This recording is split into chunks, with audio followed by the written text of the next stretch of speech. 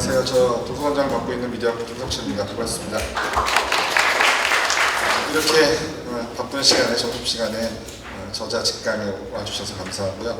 저희가 지금 행사명은 런런런이라고 적었는데 달려와서 점심 먹으면서 배우자라는 취지로 이렇게 이름을 정했습니다. 오늘 제 1회를 시작하게 됐는데 너무 훌륭한 선생님을 모시고 강연을 듣게 돼서 저 또한 굉장히 기쁘게 생각합니다.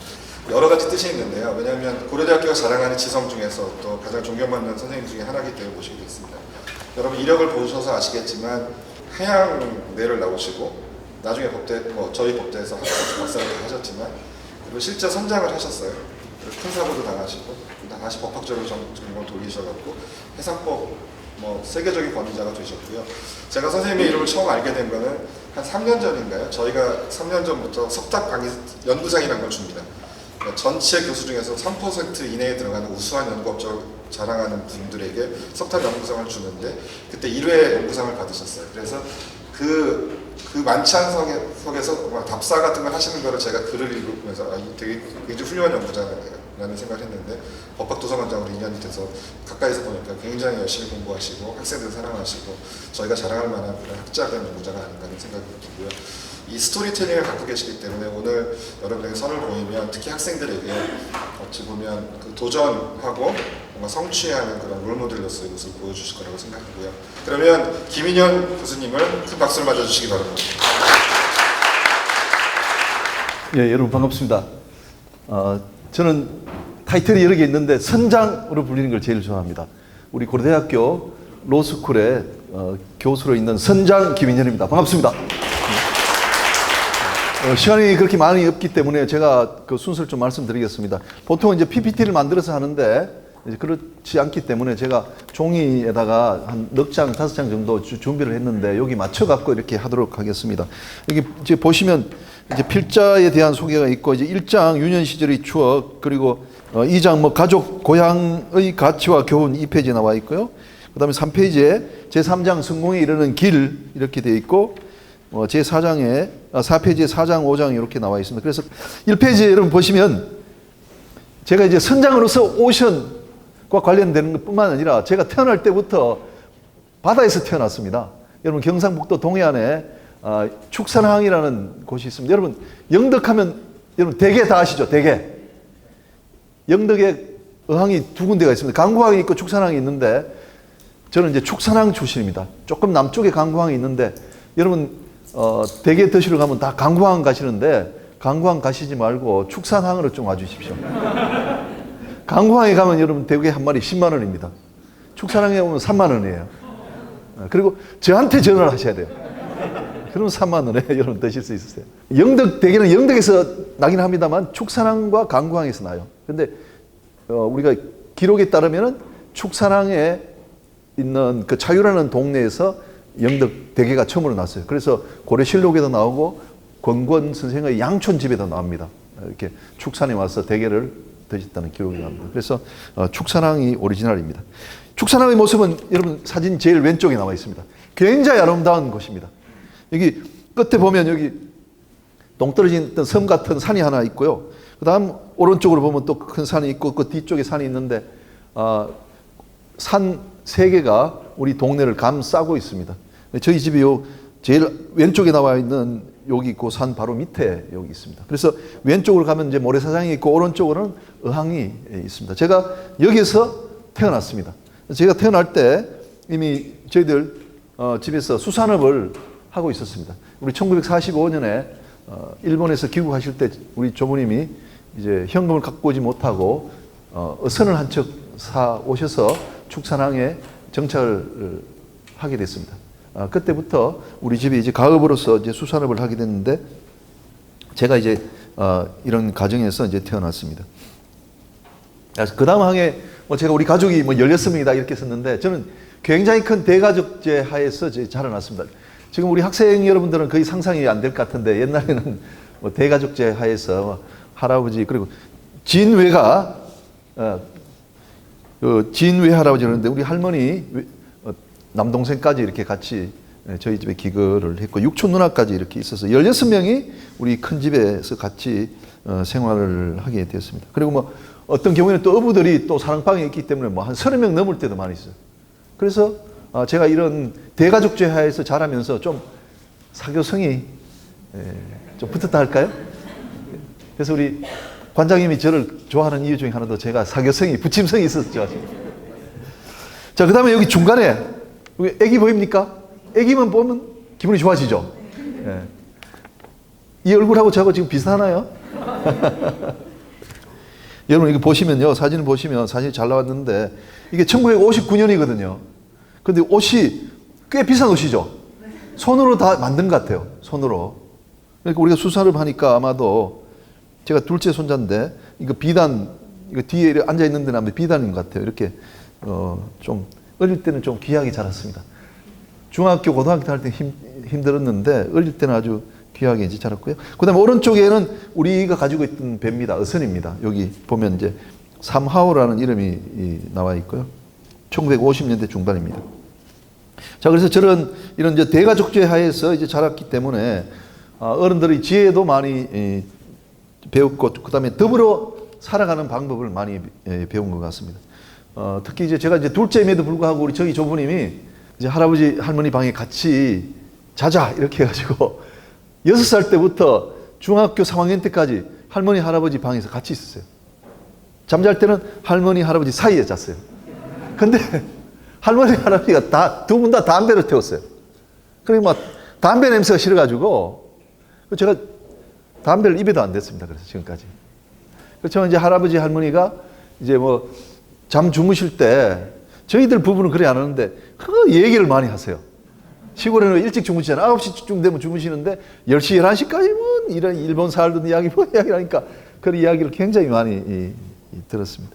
그래서 초등학교 1학년 때 여기 있던 이 어선이 이제 항구의 방파제에서 좌초하면서 우리 집이 막 기울어지기 이제 시작을 했습니다.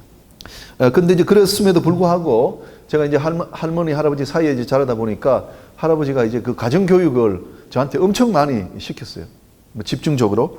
그래서 저희들 집안이 이제 안동 김씨 그 문제 판광문파인데 우리 영해라는 곳이 안동하고 연결이 돼 있어서 소안동이라고 부르는데 뭐 재령이시라든지 뭐 영양남씨 우리 저 친구 저 오셨는데 영양남씨인데 그다음에 뭐 진성이씨 무한박씨 이런 아주 훌륭한 가문들이 많이 있었어요. 그래서 우리 조부님이 항상 저한테 훌륭하게 자라야 된다 뭐 이렇게 교육을 많이 이제 시키셨고 우리 외조부님도 영덕 지방의 유학자인데 이제 한약방을 경영을 하게 되었습니다. 그래서 이런 가정교육을 받으면서 이제 영해 중학교, 영해 고등학교 시골에서 이제 중학교, 고등학교 나왔습니다. 여러분들 면단위 고등학교 나오신 분 없죠? 제가 알기로는 면단위 고등학교 나온 고려대학교 교수 나면 제가 유일하지 않을까 이렇게 생각합니다. 그래서 이제 대학은 이제 한국해양대학이라고 이제 부산에 갔습니다. 그래서 이제 해양대학은 여러분 알다시피 4년간 이제 ROTC 생활을 하게 됩니다. 1학년 때부터 이제 ROTC 생활을 하다 보니까 좀 일반 대학에 다니는 사람들에 비해서 좀 더 절제된 생활 그리고 이제 철저한 국가관 자기 개인보다도 국가와 또 우리가 뭐 산업을 위해서 좀 희생해야 된다는 그런 정신들 좀 봉사하는 정신, 헌신하는 정신 이런 것들을 많이 배웠던 것 같아요. 그래서 이제 일본 상코 기센이라고 그 당시 세계에서 제일 큰 선박 회사에 이제 취업을 했습니다. 그래서 한 10년 동안 근무하면서 선장까지 잘 그 진급을 이제 하게 되었는데 어떻게 삼신 할머니 여러분 삼신 할머니 아세요? 삼신 할머니가 저를 고려대학으로 보내려고 했는지 거기 호주 들어가는데 또 산호초가 있어갖고 그 산호초 위로 우리 배가 올라가가지고 배가 자초됐어요. 그래서 한 이틀 만에 배가 침몰해가지고 그 배가 배값이 한 1,000억 되고 화물값이 한 1,000억 되는데 2,000억을 내가 막 바다에 빠뜨려 버렸어요. 32살 때인데 여러분 32살 너무너무 어린 나이 같아요. 그때는.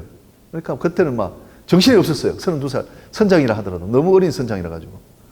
그래 엄청난 좌절과 부끄러움. 첫째 부끄러움. 야 내가 별을 달았다. 우리 이제 감옥에 갔다 오는 걸 별을 달았다 그러는데 선장도 별을 빠뜨리는 사람 보고 별을 달았다 그래요. 끝났고 인생이 끝났구나 그런 생각을 하면서 이제 귀국을 해서 그 마침 이제 우리 집안에 어떤 하나 가시는 어른이 계셨는데 그 어른이 저보고 이제 명심보감 공부를 하자 했어요. 제가 막 사고 여파로 한 열흘 동안 잠을 못 자고 와서 막 몇 달 동안 거의 제정신이 아니었어요. 그랬더니 명심보감 공부를 하자 그래서 뭐 명심보감의 내용을 제가 또 설명을 받고 이분이 가르치는 게 이거예요. 사고가 났다는 거는 자네가 하여간 선장으로서 뭔가 잘못이 있었던 거 아니냐. 2등 항해사가 담당이라고 하지만 그래도 선장이 책임져야 되는 건 아니냐. 뭔가 자네 마음이 잘못된 것이 아니냐 하면서 마음을 바로 잡아야 된다 이거예요. 마음을 바로 잡으려면 어떻게 해야 되나? 우선 한자 이 글자를 곧게 쓸 줄 알아야 된다. 그래서 한 6개월 동안 교육을 했어요. 여러분이 보시면요. 이제 명심보감 처음에 나온 게 태공이 왈 인생 불악이면 여 명명 야행이니라 이런 게 있어요. 여러분 이렇게 보시면 글씨가 둥글둥글하게 이렇게 곡선이 많잖아요. 그죠? 여기 보시면 곡선이 많아요. 근데 이걸 제가 한 5개월 쓰고 나서는 필체가 이렇게 됐습니다. 예술이죠? 굳힘이 없잖아요. 그 힘차잖아요. 필체가 엄청 필체가 좋죠. 한번 보십시오. 필체가 이게 뭘 이렇게 흔들림이 없이 이건 보면 둥글둥글하게 썼잖아요. 그래서 이제 한 6개월 하고 나니까 이분이 이제는 마음 상태가 달라졌다. 이제 출사를 해라. 무트로 내려가라. 이렇게 해서 제가 이제 호주에 가서 소송을 마치고 돌아오는 길에 비행기가 이제 옛날에 김포공항에 탁 내리는 거예요. 근데 내가 그때는 그런 영감이 저한테 주어졌어요. 여러분 보시면 이제 비행기가 내릴 때 되면 사릭을 다 하죠. 사릭을 다 한다고요. 그게 활주로가 좁은데 활주로를 벗어나지 않도록 하기 위해 가지고 기장이 후진하는 기관을 쓰고 날개가 막 위로 올라가고 그러잖아요. 그래서 제가 딱 보는 순간에 지금까지는 내가 이런 인생을 안 살았다. 근데 앞으로는 진짜 비행기가 활주로에 내려서 제자리에 서기 위해서 기장이 비행기 전체를 이용해서 하는 최선을 다하는 우리가 삶을 살아가자. 이런 마음이 탁 들어가지고 뭐 그때부터 지금까지 제 나름대로 하여간 변함없이 그때부터 1992년인데 2년부터 지금까지 그 마음으로 계속 살고 있어요. 그럼 한번 여러분 생각해 보십시오. 비행기가 활주로 벗어나지 않기 위해 가지고 바퀴 닿으면서 딱 설 때까지 여러분 자세히 보시면 기장이 최선의 노력을 다하는 거예요. 잘못하면 벗어나갖고 사람들이 다치잖아요. 그래서 그런 인생이란 거는 대단히 그런 인생을 살 수만 있다면 여러분 다 성공할 수 있을 거예요. 제가 이제 그런 생각을 품고 이제 내려가지고 어떻게 할 거냐 해서 이제 고려대학교 대학원에 가서 해상법을 공부하면 되겠다 이렇게 했어요. 그래서 시험을 봤는데 다행히 이제 합격이 돼가지고 최이식 교수님이라고 저희 이제 은사님을 만나게 됐고요. 그때부터 제가 인생이 술술술 풀리기 시작했어요. 고려대학에 들어왔기 때문에. 고려대학이 밀어주니까. 우리 그런 말 있잖아요. 고려대학은 고려대학이 밀어준다. 그래서 정말 그 뒤로부터는 행운이 찾아와가지고 참 잘 됐어요. 석사학위 마칠 무렵에 이제 김현장 법률사무소에서 저를 또 픽업해서 제가 이제 최고의 인재들이 일한다는 서울법대 출신만 모여있는 거기 들어가서 비서울법대는 저 혼자밖에 없어요. 전문가 중에서. 그래서 거기서 4년 근무하면서 또 많이 배웠어요. 그리고 또 고대 법대에 있으면서도 많이 배웠는데 법대에서는 우리 상법 하시는 선생님들이 상법 안에는 그 선장이라는 그 조문이 한 9개 조문이 나와요. 그 막 상법 선생님들이 야 선장이 왔다고 막 엄청 좋아하셨어요. 선장이 왔다고. 우리가 학문으로만 이야기하는 선장이 여기 왔다면서 굉장히 좋아하셨죠. 그래서 선생님들 총회도 많이 받으면서 자라났습니다. 그 다음부터 이제 뭐 목포해양대에 가서 또 열심히 했는데 목포해양대학이 조그만 학교였긴 하지만 제가 40살 때부터 한 8년 근무했는데 이제 목요일 밤 되면 서울에 올라오긴 했지만 목포에 있는 동안은 밤 12시경에 집으로 가고 새벽 5시에 나오고 그 생활을 계속 반복했어요. 그때는 학구열이 학문에 대한 열정이 뭐 얼마나 많든지 막 잠을 안 자고도 엄청 열심히 했어요. 그런 생활을 한 8년 정도 이제 끊임없이 이제 했고, 그 다음에 이제 주말에는 서울에 올라와 가지고 법률사무소에 이제 뭐 자문해주면서 내가 궁금했던 거는 이제 변호사들하고 또 이제 그 이야기를 하니까 법학 실력이 또 늘어나면서 그렇게 됐고요. 그리고 또 교수로 있으면서 텍사스 대학에 또 1년 동안 가서 저 LLM 석사과정을 또 마쳤습니다. 그리고 이제 돌아와서 이제 가만 생각하니까 이것도 이제 그 제 인생의 큰 터닝 포인트가 됐던 것 같아요. 제가 그 텍사스 대학에 있을 때 한국 대표로 국제회의에 나갔는데 전 세계 유명한 상법 교수들이 다 모여가지고 막 조약을 만드는 일을 하는 거예요. 근데 제가 해상법만 공부했지 상법의 그 기본이나 민법의 기본에 대해서는 제가 이제 약했지 않습니까? 제가 법대를 나오지 않고 석사, 박사 과정을 했기 때문에. 그래서 안 되겠다. 좀 크게 성장하려고 그러면 법대에 들어가서 학부 공부를 더 해야 되겠다. 이렇게 생각이 들어서 지도 교수님 찾아갔어요. 귀국하자마자 찾아가서 선생님 제가 고대법대 학사 편입을 해야 되겠습니다. 이랬더니 무슨 그런 소리를 하느냐. 이미 중진 교수인데 쓸데없는 소리 하지 말고 빨리 집으로 가. 제가 포기할 사람이 아니죠. 그래서 이제 시험을 봤는데 지금은 없어졌는데 그 점수가 학부 성적이 50%가 영어 성적이 50%예요. 근데 우리 다닐 때는 뭐 85점이면 1등이에요. 그 옛날에는 성적이 이렇게 나쁘게 점수가 이제 주어졌기 때문에. 그러니까 뭐 지금 젊은 후배들하고 경쟁할 수가 없어요. 혹시나 싶어서 막 영어 공부는 뭐 어느 정도는 하니까 그랬더니 영어가 그때 0.8%인가 점수를 잘 맞아가지고 합격한 것 같아요. 그래서 선생님 찾아서 선생님 1차 합격했습니다. 그랬더니 어이구 신문에 날 일이다. 그럼 내가 도와줄게 해서 2배수를 뽑았는데 합격을 했어요. 그래서 이제 2015년, 16년 제가 03학번입니다. 여러분 03학번, 02학번도 계시죠? 제가 그래서 고대 왔을 때 2009년부터 강의했는데 학생들이 02학번, 01학번도 많이 있어요. 군에 갔다 온 학생들. 그래서 시작할 때부터 02학번, 01학번 계세요? 여러분 학생들 선배님 잘 부탁드립니다. 그리고 수업을 시작했습니다. 그리고 그 다음에 이제 뭐 부산대 법대도 가고 또 고대 법대는 이제 2009년부터 우리 지도 교수님이 저를 이제 후임으로 보셔서 제가 이제 오게 됐는데 제가 정말 매일매일 우리 고대 정문을 통해서 걸어올 때마다 캠퍼스가 너무 아름답잖아요. 그리고 학교도 너무너무 좋잖아요. 제자들도 너무너무 우수하고. 진짜 내가 진짜 이렇게 복받을 수가 있나 이렇게 해서 올라올 때마다 야 내가 더 많이 기여하고 정년퇴직해야 될 텐데 항상 그 생각하면서 와요. 그래서 저한테는 이제 과분한 학교에 제가 이제 오게 돼서 제 나름대로 뭐 열심히 하고 있는데 아까 관장님 말씀하셨다시피 제가 이제 그 논문 인용 지수에 1등을 2번 했어요. 법학자들 중에 2016년, 17년 2번 이제 1등을 했는데 해상법을 인용해 주는 사람은 교수가 얼마인데 10명밖에 안 돼요. 지금은 등수 자꾸 떨어지겠죠. 그러니까 이런 인용 지수 제도 생기기 전에 제가 막 쓰고 사람들이 인용했기 때문에 1등 했고 이제는 이게 중요하기 때문에 형법 하시는 분들이 막 서로 인용하면서 제 인용 지수는 자꾸 떨어져요. 네. 저는 계속 2016년, 17년만 이야기할 겁니다. 다행스럽게도 제도가 폐지된 걸로 알고 있습니다. 자, 그 다음에 이제 바다와나 이 책과 관련되는데 제가 이제 목포해양대학교에 이제 갔더니 그 목포라는 데가 왜 전남은 또 그 예향이라 그래가지고 예술이 좀 있어요. 그랬더니 그 교수들도 막 이 수필 동인회를 만들어가지고 한 교수 보고 3편씩을 꼭 제출하라 그러다 1년에. 그러니까 저도 뭐 글 쓸 줄은 몰랐는데 막 쓰기 시작했어요. 그러더니 이게 하나씩 이제 글이 모였고 좀 그 글이 좀 다듬어지고 했는데 가만 생각하니까 제가 고등학교 때 이 수필 동인인 청양이라는 멤버였더라고요. 그런 거 보면 고등학교 때부터 제가 좀 이렇게 문학에 조금은 관심이 있었지 않나 이렇게 생각이 들고요. 최근에는 이제 토벽이라고 우리 고향에 영덕 분들이 하시는 그 동인지의 또 멤버이기 때문에 글을 이렇게 조금씩 써고 있습니다. 그래서 제가 이제 그 재작년에 이게 한번 정리를 할 필요가 있겠다 이 생각이 들었고 또 이제 사람들이 뭐 자꾸만 이제 기자들이 와서 자꾸 물어봐요. 아니 당신 경북 영덕 축산항이라고 촌 사람인데 어떻게 고대 교수 됐냐고 자꾸 물어봐요. 그래서 제가 가만 생각하니까 내가 조금 좀 특이한 좀 경력을 갖고 있구나 이게 생각이 들어서 그럼 내가 왜 성공했겠나 이렇게 생각을 해봤어요. 그랬더니 우리 지도 교수님 중에 한 분이 저보고 94년에 고대 왔을 때 엄청 걱정을 했대요. 결혼도 했는데 애도 있는데 저기 와가지고 어떻게 될지 앞으로. 그런데 보니까 사람이 굉장히 긍정적이다 이거예요.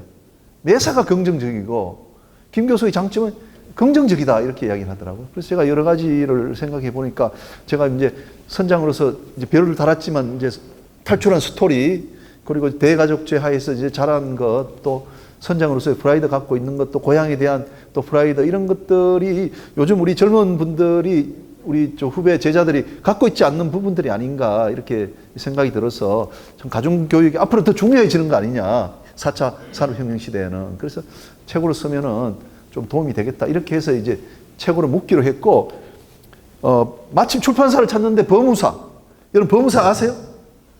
피천덕이 수필 같은 거 조그만 문고판 나온 굉장히 유명한데요. 그래서 여러분 책 보시면 책이 여기 출판이 깔끔하게 잘 됐어요. 표지도 그렇고. 자, 그 다음 좀 넘어가겠습니다. 1장 유년 시절이죠.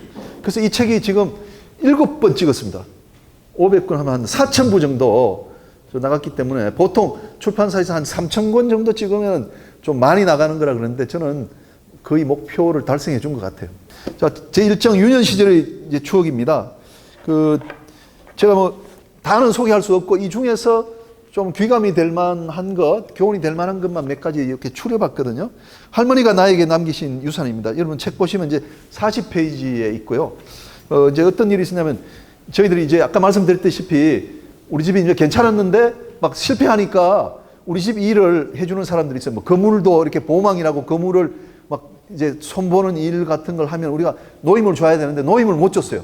그랬더니 이제 친구가 저보고 야, 너 할아버지 도둑놈이다. 이렇게 했어요.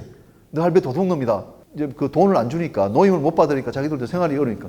그래서 저는 할아버지 굉장히 존경하는데 막 울면서 가가지고 할머니 우리 친구가 막 할아버지를 도둑놈이라 그런다 이랬더니 할머니가 이제 어둠이 이렇게 깔리니까 저보고 그 집에 같이 가자 했어요. 그래 같이 가가지고 할머니가 막 그 엄마한테 막 야단을 치더라고요. 우리가 지금 사업이 실패해서 돈을 못 줄 뿐이지 우리가 돈이 생겨 얼마든지 주는데 왜 애들한테 저기 얘들 할아버지가 도둑놈이라고 왜 그런 말을 시키냐고 야단을 치시더라고요. 그랬더니 막 그 친구의 어머니가 진짜 죄송하다고 이렇게 하고 왔거든요. 그러면서 이제 할머니하고 저하고 손잡고 어두운데 이렇게 어두운 길을 이렇게 쭉쭉 왔어요. 근데 이제 우리 할머님이 사업 실패하고 또 큰아들이 이제 뭐 6.25 때 행방불명이 돼버렸어요. 그때부터 이제 담배 피우고 우리 사업도 실패하고 하니까 밖으로 절대로 안 나가시는 분이에요. 우리 할머니가 우리 기억에 밖으로 절대 안 나가 집안에만 계세요. 부끄럽다고. 그런데 제가 알고 있는 유일한 외출이에요. 우리 할머니가. 그래서 제가 지금도 할머니가 그건 아닌데 왜 그랬을까 생각을 이렇게 해보면 할머니가 이제 손자한테 할아버지, 존경하는 할아버지가 도둑놈이다 그런 말을 듣게 해서는 안 되겠다. 이걸 이제 강하게 심어주려고 동네 사람들한테 또 그런 말 날까 싶어서 가서 막 강하게 이제 막 제재를 강한 거예요. 그래서 제가 지금도 어려울 때 제가 마음이 약합니다. 여러분 보시기에 좀 여자처럼 생겼죠. 마음이 약해요. 근데 어려울 때 결정할 때는 이 할머니를 생각해요. 우리 할머니가 그렇죠. 손주야, 그때 할머니하고 손잡고 간 기억 나지 너? 내가 그때 안 갔으면 용기 내서 안 갔으면 넌 도둑놈의 손자다. 할머니 그렇게 이야기한 것 같아요. 그럼 내가 용기를 내 가지고 찾아가서 이야기하고 막 싸우고 이렇게 해요. 그러면서 순간순간 내가 승리한 경우가 많습니다. 그 이야기를 좀 드리고 싶었고요. 자, 그 다음에 두 번째 가족, 고향의 가치와 교훈인데요. 우리 아버지의 출향에 대한 미련이라고 79페이지 나와 있는데 우리 아버지 미남이죠? 아니신가요? 사진이 조금 흐려서 그런데 진짜 미남 잘생기셨어요. 저는 반에 반도 못 따라갑니다. 오른쪽은 접니다. 근데 사진이 좀 흐렸는데 근데 우리 그 아버님이 제가 이제 가장 존경하는 분 중에 한 분이에요. 뭐 아버지를 제일 존경한다는 게 좀 그럴지 몰라도 우리 남자들은 크면서 이제 아버지를 제일 존경하는 사람 상당히 많아요. 근데 우리 아버님도 저한테 이제 그런 분인데 이제 일본에서 오셔갖고 이제 단국대학에 다니시다가 둘째이신데 큰아버지가 행방불명 되니까 이제 동국대학 다니시다 행방불명이 되니까 아버지하고 할아버지하고 같이 수산업을 같이 경영하신 거예요. 근데 이제 수산업이 실패해버리니까 너무 어려워지신 거죠. 근데 빚이 너무 많으셨는데 보통 시골에서는 야반도주라 그래요. 야반도주. 뭐 짐 싸가지고 가족이 다 도망가 버리죠. 근데 우리는 이제 영덕에서 오래 살았기 때문에 아버지가 그렇게 하지 않고 페인트 칠을 했어요. 이 배 있잖아요. 우리가 선주인데 그 선주에 페인트 칠을 하는 사람들은 선원들이 해요. 근데 아버지가 선주의 자리에 있었지만 가서 뭐 페인트 일을 시작해가지고 한 15년 정도 하면서 뭐 빛 같은 거 다 가리고 우리 또 교육시키고 이렇게 하셨거든요. 그래서 제가 볼 때는 아버지 굉장히 존경하실 분이 아닌가. 시골에도 다방이 있어가지고 주로 다방에 가는데 우리가 아버지가 저한테 나는 20년 동안 한 번도 다방에 가지 않았다. 그렇게 말씀하셨어요. 얼마나 이 단단한 각오를 하셨길래 그러신가 이렇게 생각이 되시고요. 그 다음에 이제 제가 그래서 아버지를 이제 존경하는데 제가 아까 이야기했던 좌초 사고 나가지고 이제 대전에 집에 있을 때 아버지가 오셔갖고 막 눈물을 흘리면서 내가 왜 이렇게 됐느냐. 너는 할아버지를 뒤에서 우리 집안을 내키를 그 아들로 생각하고 있는데 이러지 마라. 이렇게 하셔갖고 제가 아버지 눈물을 보고 또 일어났어요. 그리고 이제 아버지의 출향에 대한 미련에 대한 말씀을 드리면 82면에 나와 있는데, 저는 그래서 이제 고향을 굉장히 사랑하고 고향이 굉장히 소중하다고 생각해요. 그리고 아버지가 야반 도주를 했다면은 우리 고향이 없어요. 고향이 짐을 갖고 있을 거 아닙니까? 근데 아버지가 그렇게 하면서도 빚을 다 가리시고 고향에 있으면서 또 존경을 받고 이렇게 하니까 고향이 내가 너무너무 자랑스러운 거예요. 고향이. 그래서 이제 고향은 우리에게 무한한 자긍심과 희망을 주기도 하고 또 자제력도 부여하는 그런 장점이 있는 것 같아요. 요거 이제 제가 뽑은 것이 아니고 여러분 보시면 여기 한영탁이라는 분이 서평을 썼는데 제가 쓴 것 중에 가장 교훈이 될 만한 걸 뽑으셨는데 요걸 뽑으셨더라고요. 그래서 저도 요걸 꼭 말씀드리고 싶었는데, 자, 그 다음 고향 영덕이 나에게 준 인연 107면에 있는 건 우리 최희식 지도 교수님하고의 관계입니다. 근데 최희식 교수님이 제자가 엄청 많아요. 저는 오리지널 고대국대를 나온 것도 아니에요. 그렇잖아요. 근데 최희식 교수가 저를 이제 후계자로 지명을 하신 이유가 어디 있을까? 이걸 이제 제 편에서 좋은 쪽으로 이제 선회를 내가 해봤는데, 이런 사연 때문이 아닌가 이렇게 생각합니다. 제가 이제 조교 생활을 처음에 하게 됐는데, 우리 지도 교수님이 이제 제자들 데리고 평해 온천이라고 이제 울진에 있는 평해 온천, 백암 온천에 놀러 간다 하시더라고요. 그래서 내가, 선생님 그 영해를 지나갑니다. 그랬더니, 영해라는 데가 있나? 그랬더니, 제가 영해 고등학교를 나왔습니다. 제가 영해 출신입니다. 그랬더니, 그러냐고. 그래서, 우리 집안에서 영해를 몰라가지고 몇십 년 동안 어려움을 겪고 있다는. 선생님이 사연을 이야기하시는데, 선생님이 이제 최씨인데, 이제 집안이 두 집안이 있는데, 선생님 윗대 조상이 영해 부사를 하셨다. 이렇게 족보에 되어 있다는 거예요. 우리 영해가 있는 부사가 있던데요. 그런데 영해가 없는 거예요. 지도에 안 나오는 거예요. 영해는 군이 아니기 때문에 옛날 지도 보면 여러분들 군청 서지지만 나오죠. 영덕만 나오지 영해가 안 나와요. 그러니까 그 사람들이 족보 엉터리다. 영해 부사가 없는데, 영해가 없는데 족보가 엉터리다 해서 이쪽 집안에서 막 최 교수님 집안을 보고 족보 산 사람들 해서 계속 공격을 많이 한 거예요. 그래서 막 집안에서 영해를 찾아요. 선생님이 너무 좋아져. 선생님 그거 간단합니다. 영해 부사를 직접 진짜 하셨으면은 우리가 영덕 군지에 가면 나옵니다 했어요. 제가 막 가가지고 온천하고 다 해서 영덕 문화원에 가서 군지를 펴니까 1600m 최지함 딱 나오니까 선생님, 우와, 우리 할아버지다. 우리 할배다, 우리 할배. 그래서 제가 이제 복사를 해가 선생님을 드렸거든요. 그러니까 선생님이 이걸 가지고 그 상대방 집안에 가서 이걸 제시하니까 그 집안이 막 앞으로 모시겠습니다.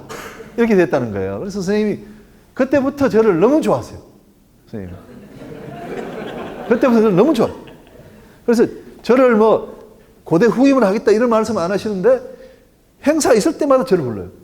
최희식 교수님이 제자들하고 만날 때 저를 뺀 적이 한 번도 없어요. 그때부터 항상 저를 불러요.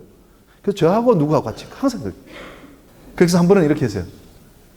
선생님, 제가 선생님 집안에 기여한 바가 있습니다. 선생님, 어른께서 영해 현감을 하시지 않습니까?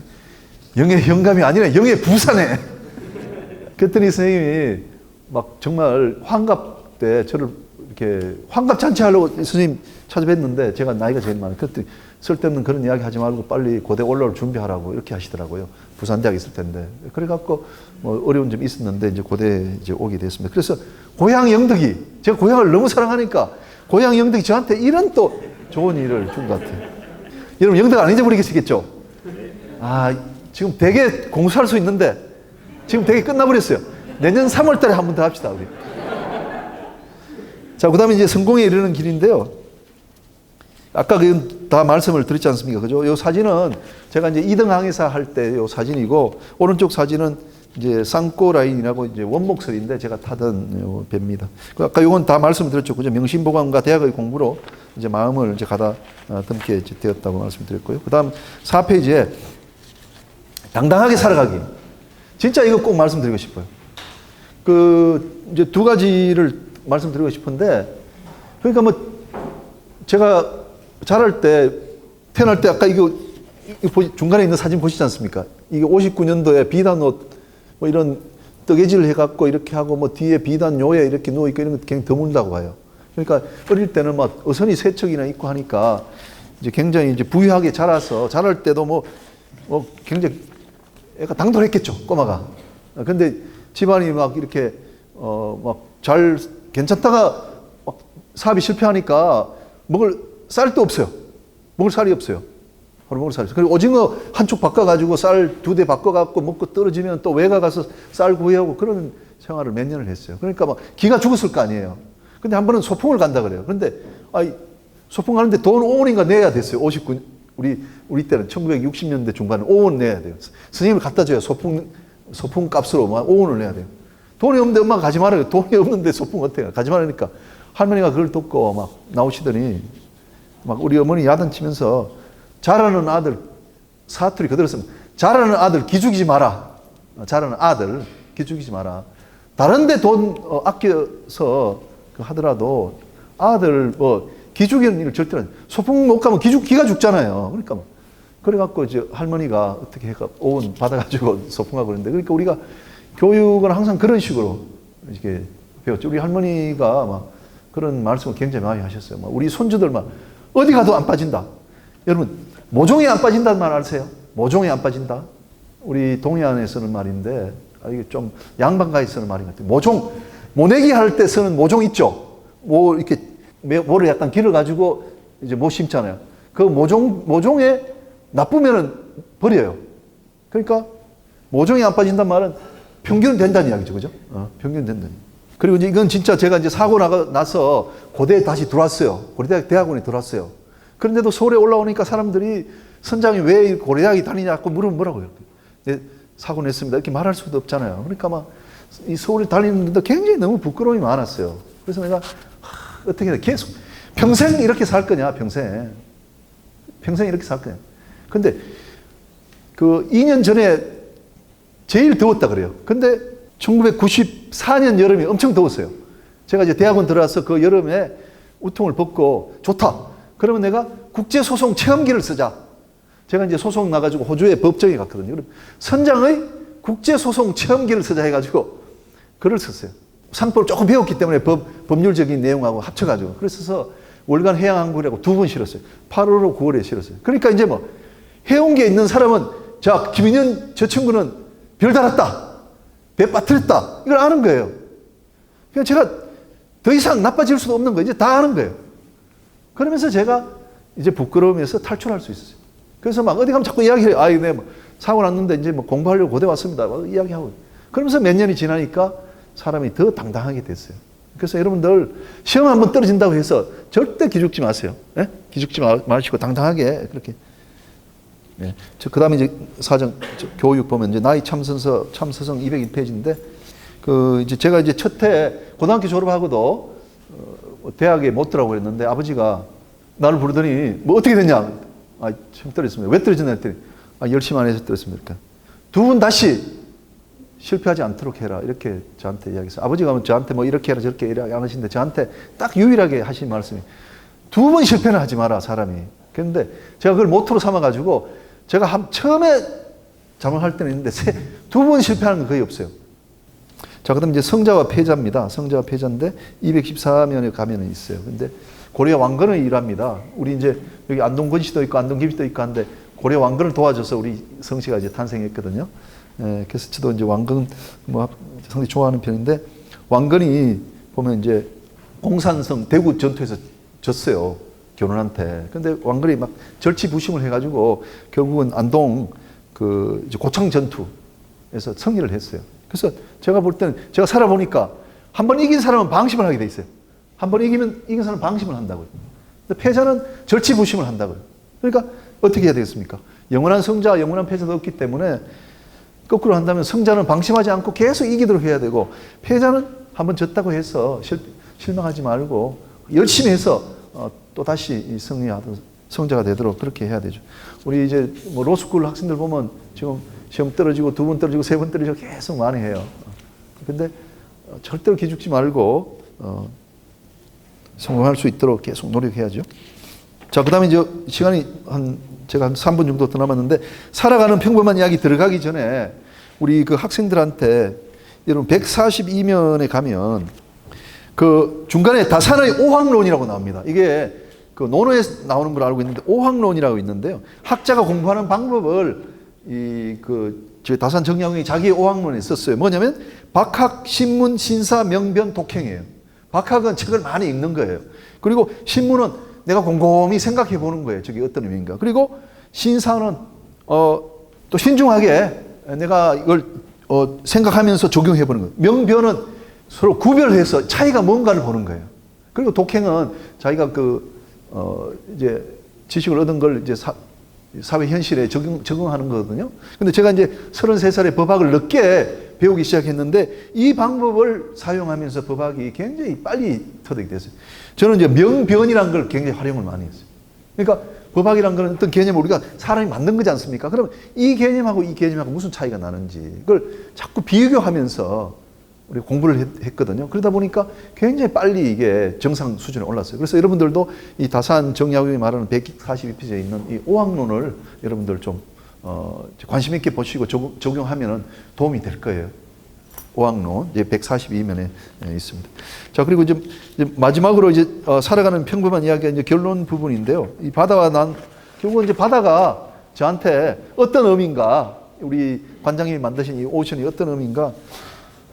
제가 이 바다와 나라는 이제 저 수필이 한 편이 있습니다. 상당히 이제 길게 썼는데 제가 이제 어릴 때 어떤 우리 동네 앞에 여기 바다에 가보면은 바로 동해가 쫙 펼쳐집니다. 동해가 아래로 내려가면 포항이고 위로 올라가면 후포입니다. 근데 뭐 동해안이 확 펼쳐지는데 동해가 저한테 꼭 뭘 말을 해주고 싶은 것이 있는 것 같았어요.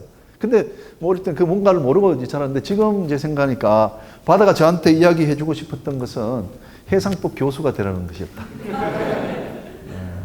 그게 나한테 주어진 운명이고 숙명이었구나 이런 생각이 들어요.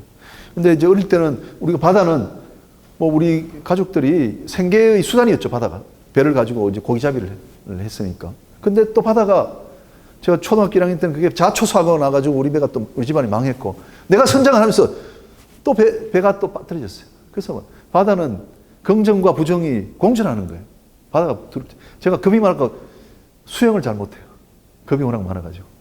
근데 바다는 또 긍정의 의미도 상당히 많이 있는 거예요. 그래서 지금 관점에서 볼 때는 그게 아니고 바다와 관련해서 이제 배가 운항이 되겠죠, 그죠?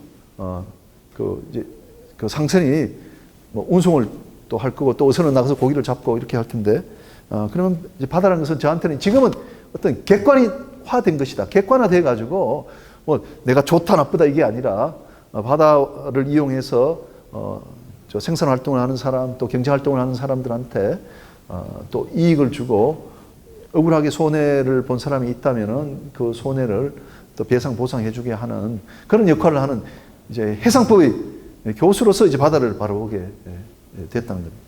성공의 비결은 뭔가 이제 마지막으로 제가 이렇게 썼는데 역시 제가 생각할 때는 대가족제 하에서 좀 훌륭한 인성 교육을 받은 것이 아닌가 이렇게 이제 생각이 듭니다.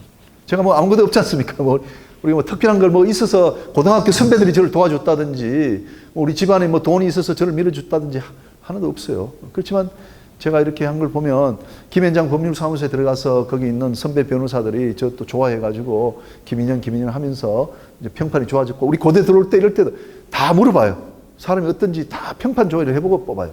그리고 또 고려대학에 와서도 또 좋은 선생님들하고 뭐 사이좋게 지나고 또 열정적으로 주어진 일을 또 열심히 하고 하니까 이제 평판이 좋아졌고 그러면서 또 부산대학교, 고려대학교로 이렇게 오지 않았나 이렇게 이제 생각이 듭니다. 그리고 주위에는 이제 훌륭한 좋은 자들이 많이 있었습니다.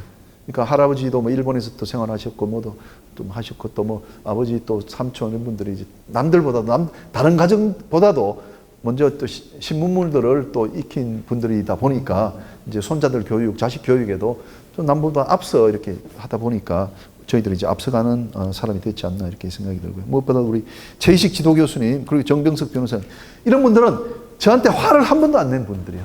저는 우리 제자들 지금 몇 명인데 수시로 화를 내요. 목소리 높아져요. 경상도 동해안 출신을 그런지 모르는데 막 소리 질러요. 근데 우리 두 분은 지도 교수님하고 김현장 법률사무소 우리 팀장 변호사님 지금도 하는데 절대로 그리고 항상 고맙다 그래요. 항상 우리 학생들한테 내가 수업 듣는 학생들한테 이야기하지만 여러분 고마운 거 있으면 항상 고마움을 표시할 줄 알아요. 문자 메시지로 고맙습니다고 보내고 조그만 커피라도 하나 사드릴 수 있는 고마운 마음을 항상 표현하죠. 이 최희식 정병석 이 두 분을 보면 항상 고맙다 그래요. 제가 부탁하는 전화에도 우리 지도교수 전화해줘서 고맙네. 항상 이렇게. 저도 이제 그렇게 두 분과 한 20년, 30년 두 분을 모시다 보니까 저도 조금은 닮았습니다. 예. 그리고 이제 성실해야 되고 또 열정을 또 가져야 되고요. 또 좋은 평판을 유지하는 이런 것들이 다 중요한 것 같고요. 역시 제일 그 중요한 거는 사람이 긍정적인 마인드를 갖는 게 좋은 것 같아요. 긍정적인 마인드를 갖고 있다면 얼굴이 밝아집니다. 우리 이 세상의 조직은 밝은 표정의 사람. 뭐 일을 시켰을 때, 이거 안 되는데요. 그건 싫어해요. 하겠습니다. 한번 찾아볼게요. 이렇게 하는 사람을 좋아하지, 부정적으로, 이거 어려운데요. 이런 사람은 싫어해요. 그러니까 처음부터, 태어날 때부터 자라면서 마인드를 긍정적으로 가지는 것이 굉장히 중요해요.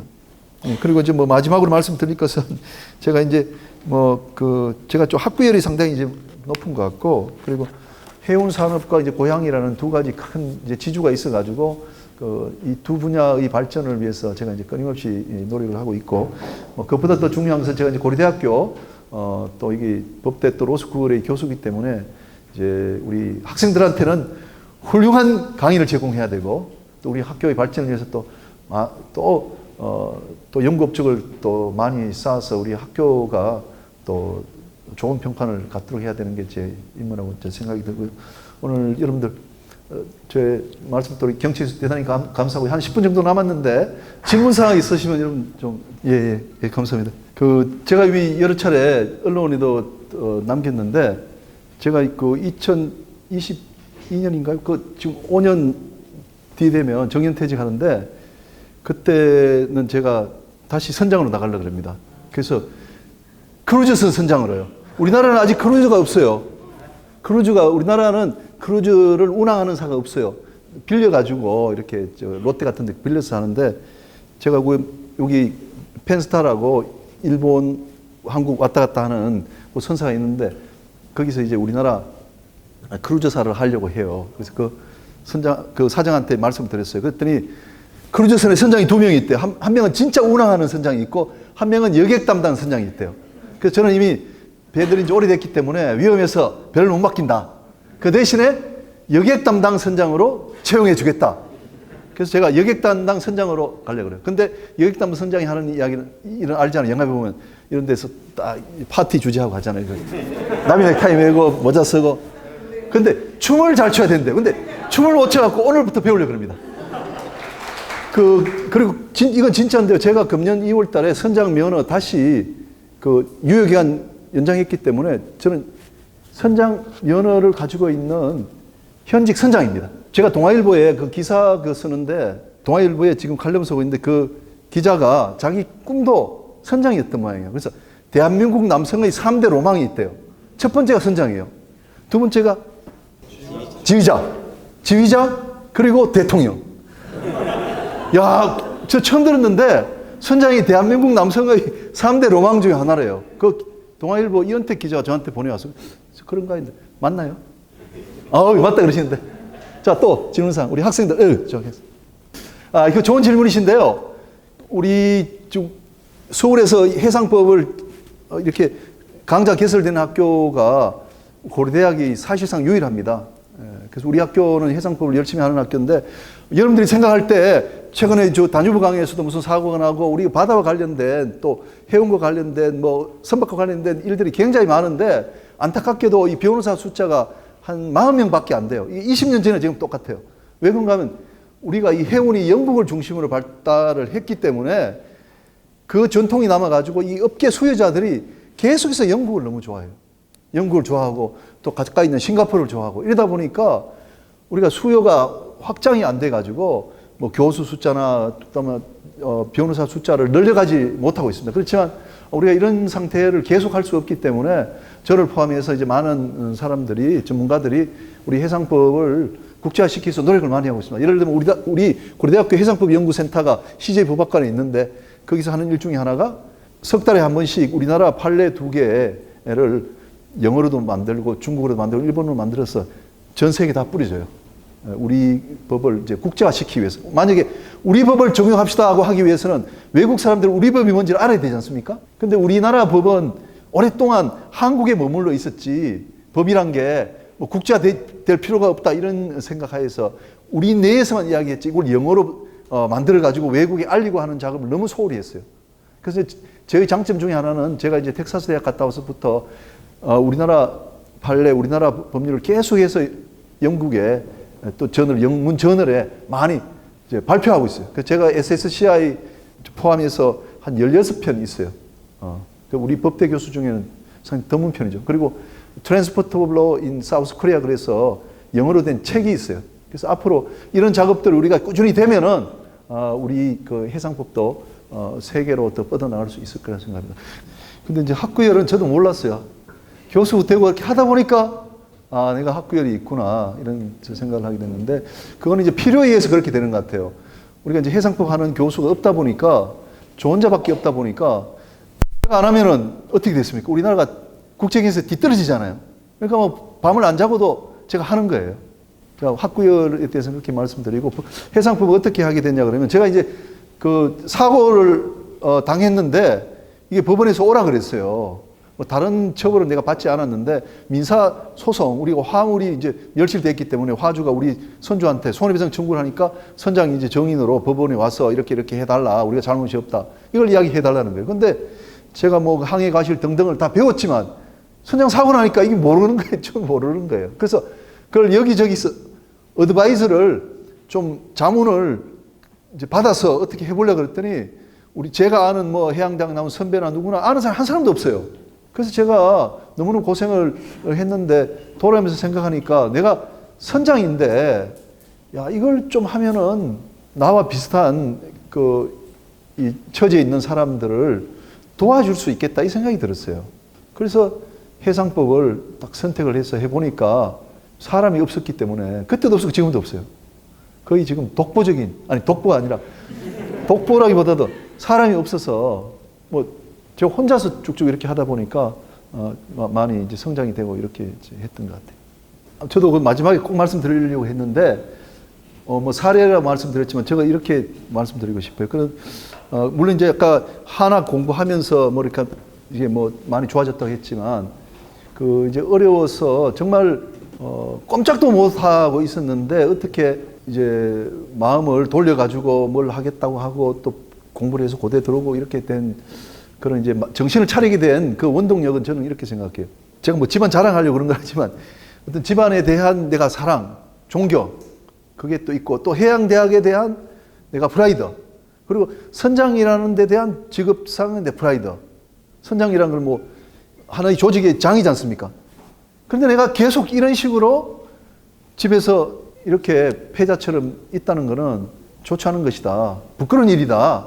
그런 생각이 들었어요. 그래서 제가 생각할 때는 저를 일으킨 건 여기 수필에도 그런 내용이 다 들어있습니다만 나를 일으킨 것은 집안에 대한 내가 자부심 그리고 해양대학 졸업생이라는 그러니까 해양대학 졸업생이라는 겁니다.